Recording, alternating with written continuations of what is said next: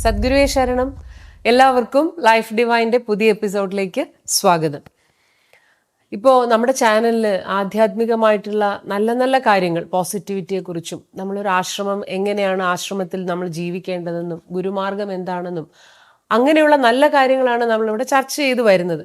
പക്ഷെ ഇപ്പോൾ ഇന്ന് ഈ വീഡിയോയിൽ ഞാൻ എൻ്റെ ജീവിതത്തിലെ കുറച്ച് സംഭവങ്ങൾ ചെറുതായിട്ടൊന്ന് നിങ്ങളോട് പറയാൻ ഞാൻ നിർബന്ധിതയായിരിക്കുകയാണ്. അതിൻ്റെ കാരണം ചന്ദ്രബാബു എന്ന് പറയുന്ന ഒരു വ്യക്തി ഒരു ചാനലിൽ ഇരുന്നുകൊണ്ട് എൻ്റെ ജീവിതത്തെക്കുറിച്ച്, അതായത് എൻ്റെ ആദ്യ വിവാഹത്തിലെ വ്യക്തിയെക്കുറിച്ച് അയാൾ പോയി അദ്ദേഹത്തിനെ കണ്ട് സംസാരിച്ചിട്ട് ആ പറഞ്ഞ കഥകളൊക്കെ പറഞ്ഞ് എൻ്റെ ജീവിതത്തെക്കുറിച്ചോ ഇല്ലാത്ത ഒരുപാട് കഥകൾ വളരെ മോശമായ രീതിയിൽ ഇങ്ങനെ ചിത്രീകരിച്ചുകൊണ്ടിരിക്കുകയാണ്.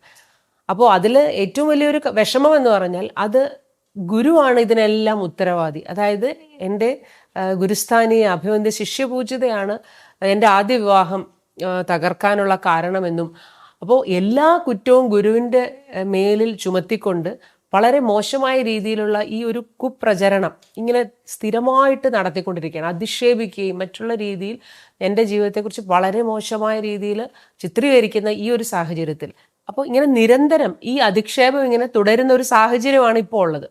അപ്പോൾ ശ്രീജിത്ത് പറയുന്ന ആധ്യാത്മികമായിട്ടുള്ള കാര്യങ്ങൾക്ക് അവർക്ക് മറുപടി ഇല്ലാതെ വരുമ്പോൾ അവർ കണ്ടുപിടിച്ചിരിക്കുന്ന ഒരു വഴി വ്യക്തിപരമായിട്ട് ഞങ്ങളെ അധിക്ഷേപിക്കുക, ആ ഒരു രീതിയിലൂടെ ഞങ്ങളെ നിശബ്ദരാക്കി ഞങ്ങൾ സംസാരിക്കാതാവുക, അതാണ് അവരുടെ ലക്ഷ്യം എന്ന് പറയുന്നത്. അപ്പോൾ ഈ രീതിയിലുള്ള കള്ളക്കഥകൾ പറഞ്ഞ് മോശമായ രീതിയിൽ എൻ്റെ ഗുരുവിനെയും ആശ്രമത്തെയും ഇവിടെയുള്ള സന്യാസിമാരെയും എല്ലാവരെയും ചിത്രീകരിക്കുന്ന കാണുന്ന ഈ ഒരു സാഹചര്യത്തിൽ എൻ്റെ ജീവിതത്തിൽ സംഭവിച്ച കുറച്ച് കാര്യങ്ങൾ ഇവിടെ ഞാൻ തുറന്നു പറയാൻ ഞാൻ നിർബന്ധിതയായതാണ് കേട്ടോ. മറ്റുള്ള വ്യക്തികളെ അപമാനിക്കാനോ അവരുടെ കാര്യങ്ങൾ എടുത്ത് ഇങ്ങനെ പറയാനോ എന്ന സത്യത്തിൽ ഞാൻ ആഗ്രഹിക്കുന്നില്ല. പക്ഷേ ഈ ഒരു സാഹചര്യത്തിൽ ആ വ്യക്തികൾ മനസ്സിലാക്കേണ്ടത് അവനവൻ്റെ ജീവിതത്തിൽ അവനവൻ പ്രവർത്തിച്ചു കൂട്ടിയിട്ടുള്ള ഈ കാര്യങ്ങൾ ഇനിയെങ്കിലും അവർക്ക് സ്വയം ഒന്ന് വിചിന്തനം ചെയ്യാനും തൻ്റെ തെറ്റുകളെക്കുറിച്ച് ബോധ്യപ്പെട്ട് അതിലൊന്ന് വിഷമിച്ച് അതിൽ നിന്ന് രക്ഷപ്പെടാനുമുള്ള ഒരു അവസരമായിട്ട് ഇവർ കാണണം. അപ്പോൾ എന്നെക്കുറിച്ചുള്ള ഈ കള്ളക്കഥകൾ ഇങ്ങനെ പല രീതിയിൽ ഈ പരമ്പരയിലും മറ്റു പുറത്തും ഒക്കെ ഇങ്ങനെ പരത്തിക്കൊണ്ടിരിക്കുന്ന ഒരുപാട് കാലങ്ങൾ കൊണ്ട് ഇത് സഹിക്കുമ്പോഴും ഞാൻ പലപ്പോഴും ഈ ചാനൽ തുടങ്ങുമ്പോൾ ഞാൻ വിചാരിച്ചിട്ടുണ്ട് ഇതൊക്കെ ഒന്ന് പറയണമെന്ന്.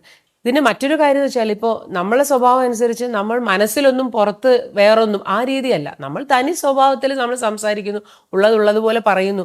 ആ ഒരു സ്വഭാവം ഉള്ളത് കൊണ്ട് എനിക്കിപ്പോൾ ഒരുപാട് ഫോളോവേഴ്സിനെയോ അല്ലെങ്കിൽ എന്നെ ഇഷ്ടപ്പെടുന്ന ഒരുപാട് പേരെയൊന്നും നമുക്ക് ഉണ്ടാക്കാൻ സാധിച്ചിട്ടില്ല. എന്നാൽ മറ്റേ വ്യക്തി, അതായത് എൻ്റെ ആദ്യ വിഭാഗത്തിൽ ആ വ്യക്തിക്ക് ഇതിനുള്ളൊരു കഴിവുണ്ട്. അതായത് ഉള്ളിൽ അയാൾ മറ്റുള്ളവരെ പുച്ഛിക്കുമ്പോഴും പുറത്തവരെ കാണുമ്പോൾ ഭയങ്കരമായിട്ട് നല്ല രീതിയിൽ സംസാരിക്കാനും തമാശ പറയാനും ആളുകളെ കയ്യിലെടുക്കാനും വശീകരിക്കാനും ഉള്ള ഒരു അപാരമായ കഴിവ് ഈ വ്യക്തിക്ക് ഉള്ളത് കൊണ്ട്